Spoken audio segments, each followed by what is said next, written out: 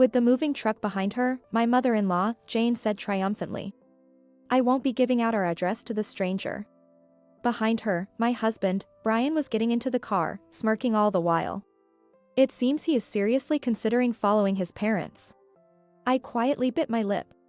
This is typical behavior for them. Assuming I won't retaliate, they do as they please. Although my father-in-law is a decent man, his outdated belief that women should be obedient and supported by their husbands means he's no help. But I've reached my breaking point. After enduring and bottling up so much, like water in a cup, today was the last drop. And today was the final drop. Then, I'll divorce my kept man husband. At that, my in-laws laughed in unison. Talk in your sleep, stupid. They don't know yet. They're unaware that Brian relies on me financially, and even the little income he does make is thanks to me. Nor do they realize that everyone has their breaking point, including me. My name is Olivia, and I'm exactly 50 years old. I work at a local supermarket owned by my brother. It was originally our parents' business, but my brother took over after our father became ill past the age of 60. What started as a family business is now a beloved store in our community. Although it's a store, it operates as a company, and I hold a position there. When my parents were working, my father was the CEO, and my mother was the executive vice president. However, since my brother's wife was a school teacher and couldn't work for us, I became the executive vice president when my brother took over. Currently, I live with just my husband, Brian. I have a daughter who's married and visits us a few times a year. However, she lives in a distant state, so we don't see each other often. Brian and I were high school classmates. Back then, we were just classmates. Being shy, I hardly had any male friends, let alone a boyfriend, and spent most of my time with female friends. In contrast, popular Brian was always surrounded by a lively group of friends, both male and female. When we grew up, he and I reconnected, hit it off, and got married. "I like quiet and demure women like you, Olivia," he said with a shy smile. As we vowed to spend our future together. It was only after everything was too late that I realized this choice was a mistake. What started immediately after our marriage was relentless snide remarks from Jane. "Quit your job and devote yourself to Brian. And hurry up and have children, or you're worthless as a wife." Those were the first words I was greeted with. At that time, I was just an employee at the supermarket. Since Brian was still working normally, it was somewhat understandable that my old-fashioned mother-in-law couldn't grasp my job. But to be deemed worthless without children seemed excessive to me. Even after having a child, Jane didn't change. I had a daughter. Then, Jane arrogantly said, "A girl, how disappointing. You need to have a boy quickly, I have 2 sons." To me, my daughter was irreplaceable and precious, but to Jane, she was just a girl. Although Brian loved our daughter, he never stood up to his mother when we visited his parents' house. In fact, he would join in mocking me. "She can't seem to have another child. And her cooking is terrible, nothing like yours, Mom," he'd say. Then, Jane would clap her hands in delight and laugh. When she was in a good mood, she gave Brian some pocket money, and he was delighted to buy alcohol and sleazy magazines with it. "It would be nice if you took my side for once. And it's just sad for our daughter to see this." When I voiced my complaints upon returning home, he sighed as if he was bothered by the conversation. "She's just a baby, she won't understand, and you're worrying too much. Just keep Mom happy, and it'll all be fine. Be patient." Though it was indeed hard, it was true that these interactions only occurred during visits to the in-laws. I wondered if I should just accept that by enduring, everything would smoothly resolve itself. While my feelings of frustration never faded, I continued to endure relentlessly. However, the situation took a turn for the worse. Previously, we only met Jane when we visited her, but now she started coming to our house on her own initiative. The catalyst for this change was Brian's unemployment. His company fell into poor performance and eventually went bankrupt. Naturally, with no job, he had no income apart from unemployment benefits. And those benefits were only temporary and wouldn't last long. Obviously, we couldn't live like this. So, I accepted a full-time position with a title that my brother had recommended to me, and I started working seriously. Our household finances now depended on my income. To help my son. With this noble cause, Jane eagerly made her way into our home. The father-in-law, George, seemed bemused by her overprotectiveness, but she didn't care about his opinions. Her behavior was quite extreme. It seemed like everything I did displeased her. I was shocked and scared when she started refolding the laundry I had already folded, taking them out of the dresser just to do so. I couldn't understand what drove her to such extremes. If she disliked it so much, I thought, she didn't need to come to a house where I was present. When will you quit your job, Olivia? It's because of you that Brian can't find work. Jane began to make absurd demands of me, who was single-handedly supporting the family. Looking to Brian for a rebuttal, he awkwardly averted his gaze. It wasn't my fault that he couldn't find work. He had no qualifications and his experience was limited to clerical work, with no special skills. Yet, he was picky about his jobs, insisting, "I won't do anything but office work, physical labor is out of the question, and I can't work late." In other words, it was his own fault he couldn't find a job. But in Jane's eyes, my working was the cause of his lack of motivation and the root of all problems. The situation with our child was the same as ever. "Granny's here," she'd say. Despite such words, she openly stated that girls were of less value than boys. When our daughter, who had begun to understand things, started avoiding her grandmother who made nothing but derogatory remarks, Jane snapped. "You're just like your mother. Not cute at all." My daughter was hurt, but Brian did nothing but lie in front of the TV. "There's no need to talk like that. If you dislike me and our daughter so much, you don't have to come over." When I couldn't contain my frustration and spoke out, Jane arrogantly replied, "This is my son's house, so it's none of your business. If you have a problem, you can leave." To reiterate, Brian was unemployed. I was the one supporting the family.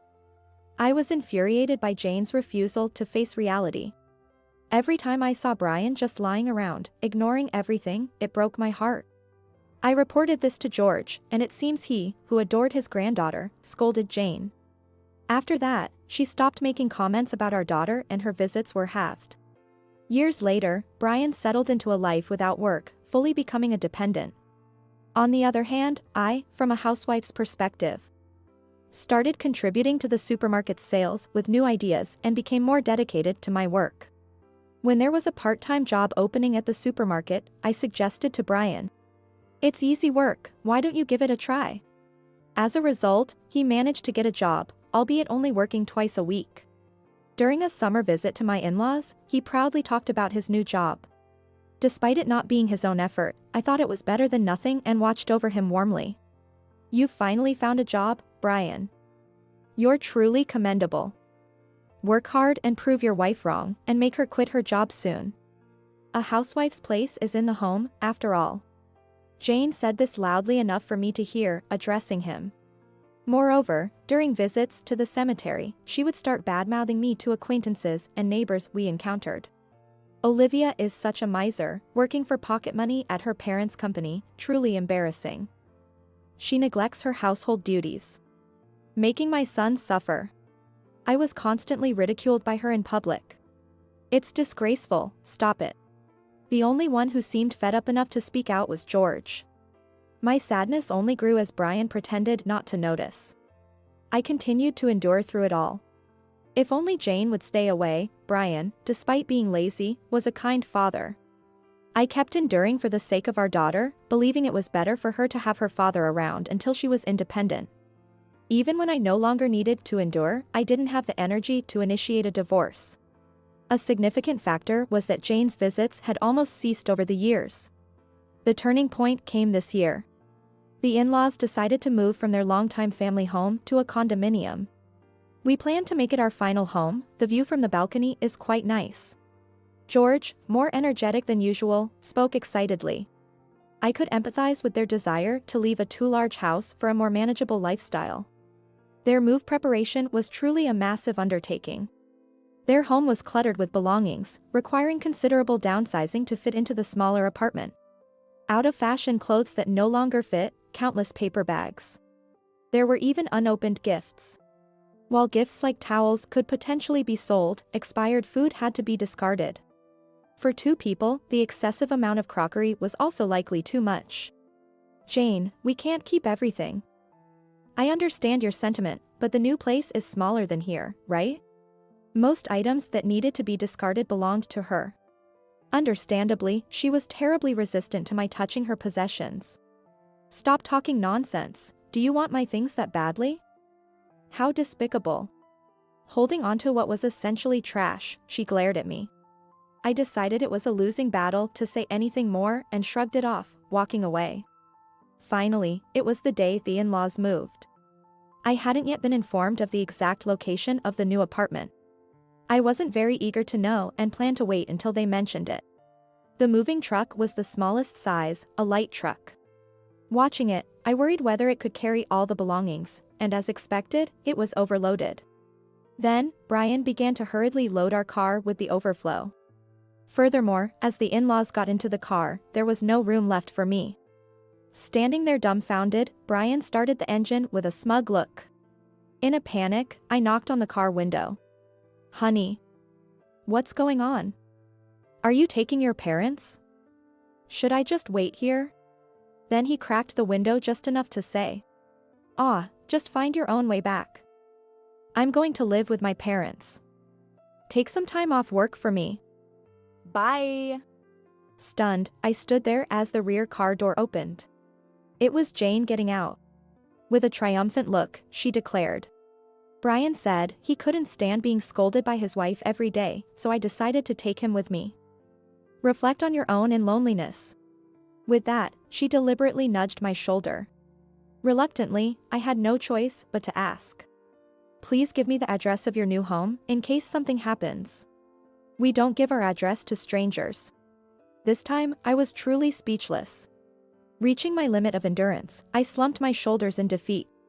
I felt as if the dam holding back my patience had finally burst, letting all the pent-up frustration flow out. I thought to myself that today was the day of the last drop. Then, I'll divorce my kept man. I stated this calmly, but with a slight emphasis on a kept man, ensuring Jane heard it clearly. It seemed Jane standing in front of me heard me loud and clear. She glanced at Brian momentarily but soon regained her composure, glaring at me with disdain. George, who was inside the car, seemed not to have heard clearly and came out with a puzzled expression, asking, Huh? I decided to make it clear to him as well and reiterated firmly. I'm going to divorce Brian, who is a kept man. Please take care of him from now on. I won't bother with him anymore. Thank you for everything up to this point. As I politely said my farewells, the in-laws laughed, their chuckles lost in the engine's noise. Sleep talk in your dreams, stupid. It seemed neither of them grasped the seriousness of the situation yet. Leaning on the open window, Brian looked up at me with a smirk. How can he be a kept man when he's working? You won't be able to live without him. George's frown seemed pitiful. Thinking to myself that it's your son who won't be able to live, I tilted my head. You do know my income, right? To this, he shook his head. In front of my astonished self, Jane shouted in frustration. You're cheeky for someone living off your parents' allowance. It was then that I finally realized. My in-laws truly knew nothing about our financial situation. At least, I had told her when I first took on my current job. Did she forget because it was so long ago, or did she never intend to understand? Either way, I never imagined they hadn't been listening to such an extent. But by now, that seemed like a trivial matter. Understood, I'll start divorce proceedings. I said this feeling oddly refreshed. I had lost the will to explain. Once I had made up my mind, strangely, I felt no more turmoil. He urged his parents into the car. Then, with a short honk of the horn, they drove away. I just silently watched them go. Returning home by taxi, I immediately went to pick up papers and started filling them out. Not knowing the current address wasn't an issue. I could use George's name and their old address for mailing. If they had filed a change of address, the mail would be forwarded to their new residence. Given Jane's subscription to several mail-order supplements, it should be fine. I chose to send the papers with proof of delivery and mailed it off. A few days later, I got a phone call. I thought it might be Brian, but it wasn't. It was George. Hello? The divorce papers arrived, but is this for real? This is too much for just a spiteful act. I couldn't help but let out a bitter laugh, thinking they still considered it a mere spiteful act at this point. I had thought he was reasonable, but perhaps he's just another member of that family, including Brian and Jane. Of course, I'm serious. Don't worry about my livelihood. I am, after all, a company executive, so I do have an income. I responded firmly. He seemed a bit bewildered and muttered. A woman being a company executive, is that even possible? It seemed he still doubted me. I remembered mentioning before that I was the executive vice president of our small company, but how had he taken that? There's also the possibility he never really listened. Or maybe, given his significant hearing loss, he misunderstood. There are female executives in other companies too. But it's fine if you don't believe me, I've reached my limit of endurance. I've had enough. I answered dispassionately, without the energy to explain further. I was just too tired. Then, he grunted lowly. I see, understood. Then I won't say anything. Sorry for all the trouble you've been through. I was pleased to sense a genuine note of regret in his strained voice. It seemed he was the only slightly sensible person after all. Relieved, I politely said, thank you too, and hung up the phone. Half a day after the call from George. My phone rang while I was out, and I saw it was Brian calling. Taking the opportunity, I turned on the recording and started the conversation. Hey, this is terrible, suddenly demanding a divorce. Sending this to me, I'll sue you. You better change your mind, or it won't end well for you. What a fortunate person, to say such things after he himself had initiated the separation. Moreover, since he declared me a stranger and left without giving an address, it's only natural for me to consider divorce. His insistence on playing the victim was infuriating. The main reason would be your repeated emotional abuse, I suppose. It's sad that the diaries I've kept since I was young will serve as evidence. Your decision to leave on your own will likely be seen as your fault in this case. My lawyer, Daniel, says so. While I explained, he interjected with dismissive sounds like, huh, and what? His attitude was so dismissive it made me doubt he was listening, but when I mentioned the lawyer, he suddenly became flustered. A lawyer? You can't be serious. His voice trembled with panic. I had my phone on speaker mode while talking. This was so the person in front of me could also hear. Smiling and nodding at the person in front of me, I responded with conviction. Of course, I'm serious. We're consulting right now. Let's avoid direct discussions going forward and go through Daniel. Before I could finish, Brian cut me off, shouting. No way, I won't agree to a divorce. What about my job? It'll make things uncomfortable. Let's meet and talk. I'll come to the house right away. Please listen to me. I let out a wry smile as I faintly heard Jane's voice in the background, urging, just get a divorce. The person in front of me, Daniel, whom I was consulting, seemed amused. As I was pondering what to do, Daniel quickly wrote a note and showed it to me. It suggested inviting him to the office. Following that advice, I instructed Brian. I'm not at home right now, I'm at Daniel's office. If you insist, come here. After giving him the office address, he assured me he would come and hung up. Sipping coffee provided by the office staff, I waited for his arrival. I wonder if he'll really come. He's such a coward, he might just run away scared. While I mused, he soon arrived. I was prepared for a face-to-face meeting with him, with the lawyer present, but to my surprise, he wasn't alone. His parents were with him. I could tell that he must have said something like, I can't do this alone, come with me, asking his parents to accompany him. I was astounded by his lack of independence. He entered the office looking tense. He seemed restless, glancing around nervously. Daniel sat next to me, ready to face the three of them. Now, the direct confrontation was about to begin. Wait, no, I mean, divorce, that's just unthinkable. Facing me across the table, Brian immediately started speaking in a hushed, rapid voice. Despite his shouting over the phone, he could only mutter in the presence of others. I firmly rejected his plea. No, I absolutely want a divorce. I never want to live with you again. Since we're with a legal expert. Let's also discuss the division of property now. Brian flinched. He glanced at Daniel and then fell silent. It's pathetic how he could be so domineering with me or female employees, yet so meek in front of a male lawyer. I sighed involuntarily. After that, he didn't say another word, and George just sat with his eyes closed, arms crossed. With no other choice, I looked at Jane, who glared at me without hiding her intense emotions. What property?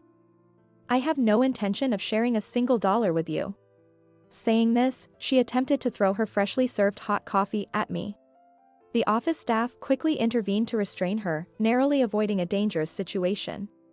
In a divorce, the assets of our household should ideally be divided equally between me and Brian. This is because, legally, the income earned during the marriage is considered a joint effort by both spouses. However, the situation changes if both parties agree otherwise. Fine by me. Let's have no division of property then. I answered coolly. Incidentally, I was the main earner, and the bank accounts, including those with substantial savings, were in my name. Even the car that Brian had been proudly using, as if it were his own, was registered under my name. His bank account, left at our house, contained barely less than $20, considering it was just before payday.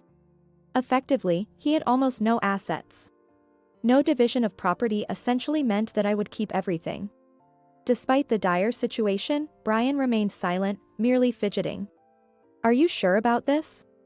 I asked, as if speaking to a child. At that moment, the silent George opened his eyes and whispered something stern to Brian. "Tell the truth." Yet he remained indecisive. Was all he said before. Incredibly, he laid his head on his mother's lap. While stroking his head gently, Jane kept glaring at me. I truly understood what it meant to be appalled. It was genuinely disturbing. Eventually, it was decided that the divorce would proceed without any division of property. As they were leaving, George made eye contact with me and bid a meaningful goodbye.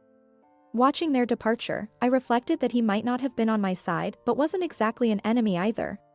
He held the old-fashioned belief that men are superior to women, but he could admit his mistakes. After my in-laws and husband left, I finally allowed myself a smile.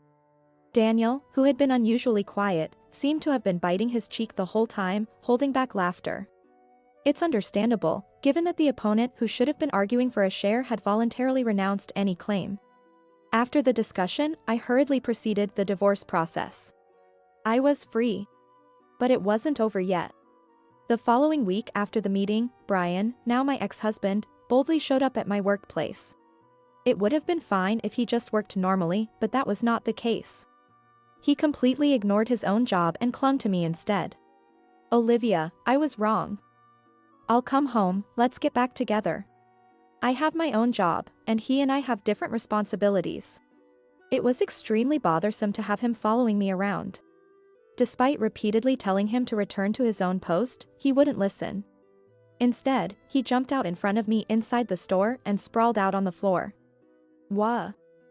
Please." Seeing him cry out and flail his legs while drawing the attention of customers made me dizzy. This was truly unbearable. I decided to fire him. Everyone, including my brother, agreed to it. In fact, there had been multiple complaints about his work attitude from other employees. It was only my indulgence that had kept him employed so far. Naturally, no one lamented his departure. The next day, our supermarket was in turmoil again. "My child was fired, you must have poisoned the company against him," shouted furious Jane as she stormed in. I had her taken to the break room in the back for the moment. At my brother's suggestion, we called Brian and also summoned George. With my brother and a few employees as witnesses, the final discussion began. First, I explained the disgraceful behavior from the day before. Then, I addressed the accusation Jane had made, saying, "You must have poisoned the company against him." I didn't poison anyone, I decided to fire him. His behavior was disruptive to business, it's impossible to keep employing him under these circumstances. Hearing my response, George seemed somewhat impressed and said, "You have the authority to do that?" Everyone from the supermarket side present nodded. Of course, Brian must have understood as well, he looked diminished, shoulders hunched. Only Jane seemed shocked. I calmly presented the facts. Of course, I do. I'm the assistant manager and the executive director. In our small company, most decisions are made directly by my brother, President Parker, and me. Executive director? Jane finally seemed to grasp my position and turned pale. She grabbed Brian's arm, trying to make him look up. Ignoring them, George continued to ask questions. So, you were the higher earner? I slowly nodded. Yes, Brian only worked part-time twice a week. He couldn't possibly match my salary as an executive. It's not even 1/10, it's closer to 100th. And you said my job was due to parental connections. But Brian was hired entirely through my connections. It was a mistake, and this outcome is actually more appropriate. This time, Jane was truly speechless. By this point, it should be clear who was supporting the household without even thinking about it. The fact that she didn't know was surprising, but it was no longer important. It's just revenge, mixing personal issues with business. Brian exclaimed. It's about time he moved on and looked for another job. Wanting to work here under these circumstances is just too brazen. The issue is your bad behavior. We've had complaints from other employees, remember? Sleeping in the break room during work hours. Inappropriate remarks to female employees. You know this because I've scolded you each time, right? Oh. You ran away with your parents because it was too hard to be scolded by me? My voice unintentionally became stern. He started to cry with a deep groan. My son would never do such things. I presented evidence in front of the screaming Jane. There were multiple records of misconduct, including surveillance camera footage and recordings made by other employees. I'd even like to dock my own pay for having protected such a person in the past. Jane was stunned. When she reached out to Brian, I thought she was going to comfort him again, but instead, she pinched his ear with incredible force. What are you doing? Brian screamed and covered his head. Her fury didn't stop there. She began hitting him with a cushion she had grabbed, over and over. Having no other choice, I turned to George, the only one still calmly sitting and looking our way. I secretly helped out by working alongside the part-timers to make up for his lack of work. I've apologized to those who were inconvenienced and sent them gifts. It was all my selfishness. I'm sorry for the trouble caused to the other employees, and I'm relieved that we could finally fire him. Jane was sobbing with frustration. Jane, with a grave expression, apologized to all of us employees. Let's go home. Olivia, I'll have a stern word with Brian. I promise we won't trouble you again. Thank you for everything. With that, George stood up to leave. Being old-fashioned, he's likely to keep his promise. I felt I could genuinely believe his words. Hearing this, Brian looked as if it was the end of the world for him. Jane, gritting her teeth in frustration, then angrily rasped. Why would you say such a thing? That's a huge loss. We need to reconcile for Brian's sake. It seemed she finally understood the reality of her son. Now, she appeared not to want to let me go, contrary to before. Indeed, without me, Brian's life would nearly be over. But that's exactly what I wish for, and I have no intention of helping him. Just as I was about to retort, a thunderous voice echoed through the building. Enough is enough. George was furious. His eyebrows furrowed, he stood tall and imposing.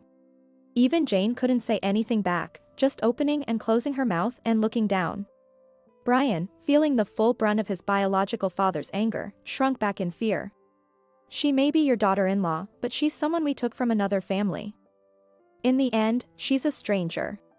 Don't even think about mooching off her. Aren't you ashamed? And today, it's clear you have been a huge nuisance. Brian, apologize. I was taken aback by his intensity. I had never expected such fierceness from usually quiet George. Maybe I didn't know my in-laws as well as I thought. In the end, Brian, shielded by his mother, didn't apologize and fled home. Only George turned back at the end to apologize deeply once more.